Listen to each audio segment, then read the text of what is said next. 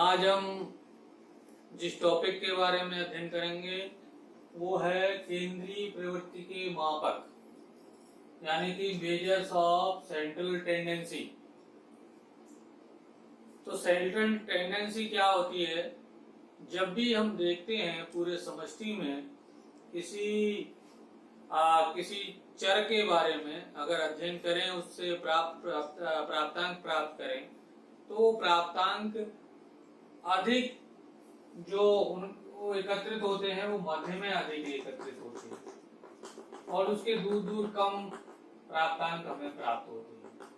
तो जो मध्य की ओर इन प्राप्तांकों की जो टेंडेंसी होती है उसी को हम केंद्रित टेंडेंसी कह देते हैं, क्योंकि ये केंद्र की ओर इनका अधिक झुकाव होता है।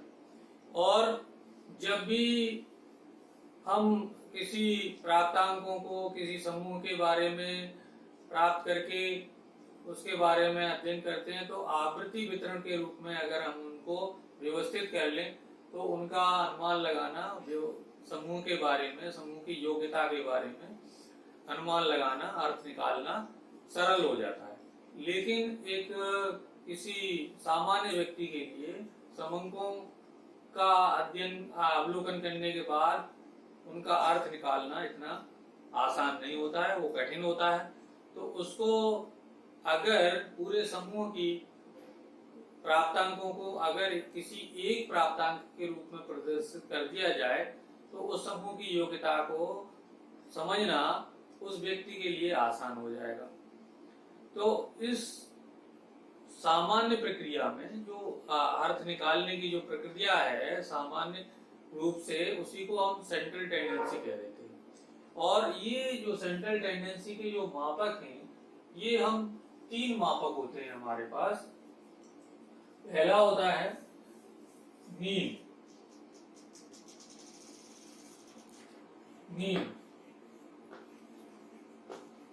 यानी कि मध्यमान।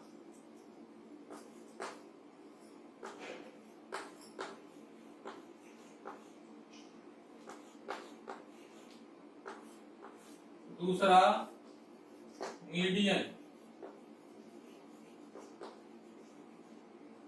मध्यांक।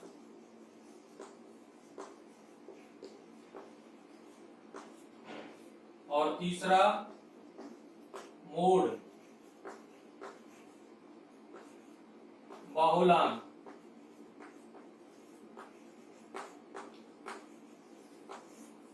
ये 3 मेजर्स होते हैं, वो सेंट्रल टेंडेंसी के मेजर्स कहलाते हैं।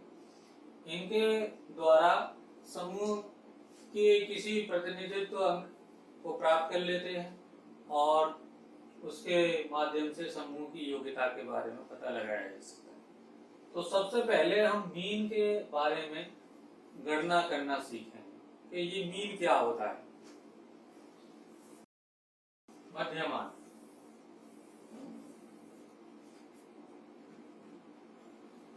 मध्यमान को दूसरे शब्दों में अर्थमेटिक मीन भी कहते हैं, अर्थमेटिक एवरेज भी कह देते हैं, यानी कि, और इसकी गणना सबसे पहले मान लीजिए स्कोर है हमारे पास x, तो 2 तरीके से निकालते हैं हम इसको मीन को।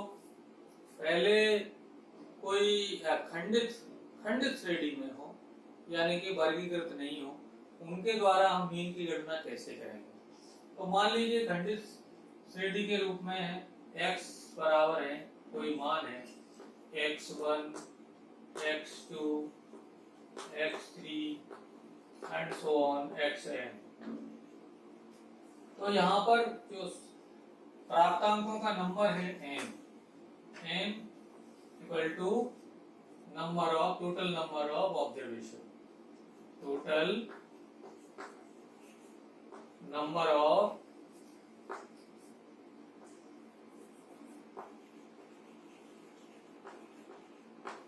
Observation.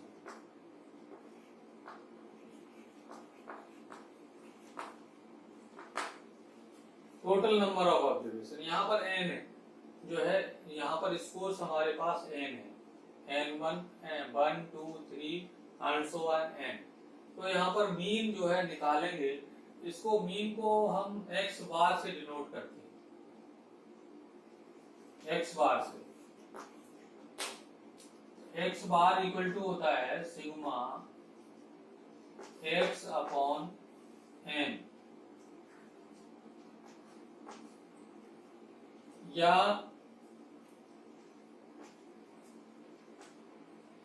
x1 plus x2 plus x3 plus and so on plus xn बटे n, जितने नंबर ऑफ ऑब्जर्वेशन है उससे डिवाइड कर देते हैं। एक उदाहरण लेते हैं इसका।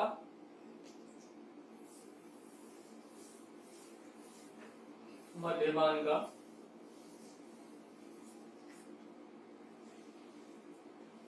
यानी मीन का।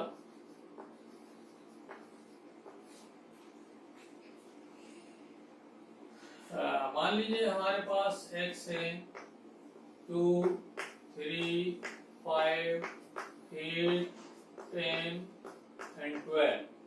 तो यहाँ पर n होगा 1, 2, 3, 4, 5, 6। यहाँ पर n होगा 6,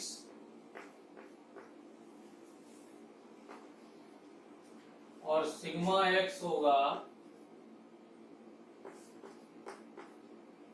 2 plus 3 plus 5 plus 8 plus 10 plus 12, या कहें 2, 3, 5, 5, 5, 10, 18, 18 और 10, 28 और 12, 40। तो यहाँ पर मीन होगा x बार होगा, x bar equal to sigma x upon n। Value रखें यहाँ पर, तो ये होगा 40 अपॉन 6, और ये हो जाएगा 36 या 36, यानी 6.67। ये इसका मीन होगा, अभिष्ट मीन होगा ये। और इसी प्रकार से यदि ये संख्याएं फ्रीक्वेंसी के रूप में लिखी हुई हैं, तब हम मीन को कैसे निकालेंगे। मान लीजिए हमारे पास ये x है, ये फ्रीक्वेंसी के रूप में है, आवृत्ति वितरण के रूप में है। मान लीजिए ये संख्याएं हमारे पास 2, 3, 5, 8, 10 और 12, और संख्या है x। तो हम इसको कैसे ज्ञात करेंगे। तो इनकी फ्रीक्वेंसी निकाल लेते हैं। फ्रीक्वेंसी मान लीजिए इसकी फ्रीक्वेंसी है हमारी 1, 2, 5, 2, 3 और 1। तो यहाँ पर जो है इसका मध्यमान निकालने के लिए हमें सबसे पहले fx निकालना पड़ेगा। fx का मतलब ये दोनों कॉलम्स का की संख्या है, उनका सापेक्षिक गुणनफल निकालना पड़ेगा, करस्पेंडिंग प्रोडक्ट निकालना पड़ेगा। जैसे 2, 2 और 1 का प्रोडक्ट हो जाएगा 2, और ऐसे 2 और 3 का 6, 25 और 16, और 10 और 3 का मल्टी प्रोडक्ट हो जाएगा 30, और 12 का 1 से करेंगे तो 12, और इनका टोटल करेंगे वो सिग्मा fx होगा। सिग्मा fx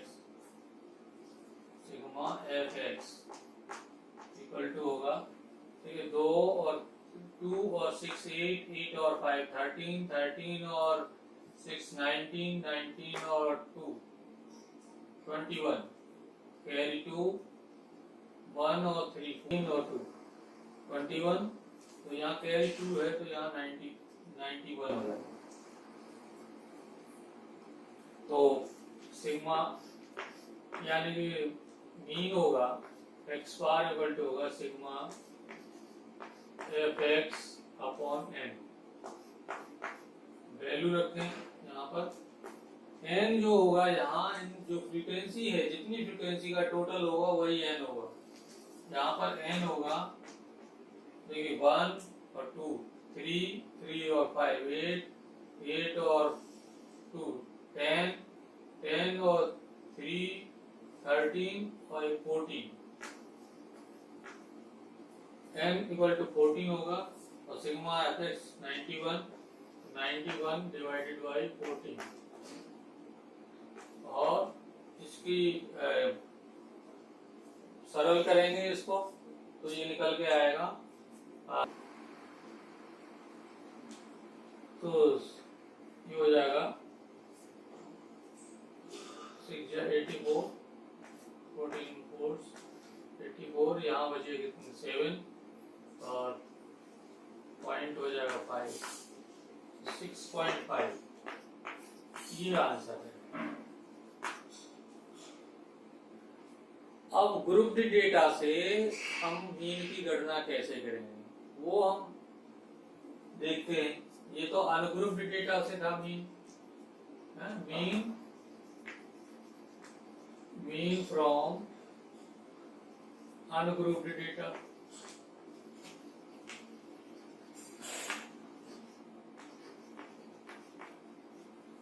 ये मीन अनग्रुप्ड डेटा से था कि यानी कि खंड श्रेणी में हो, संख्याएं किसी वर्ग के रूप में नहीं हो, तो हम इस प्रकार से गणना कर सकते हैं।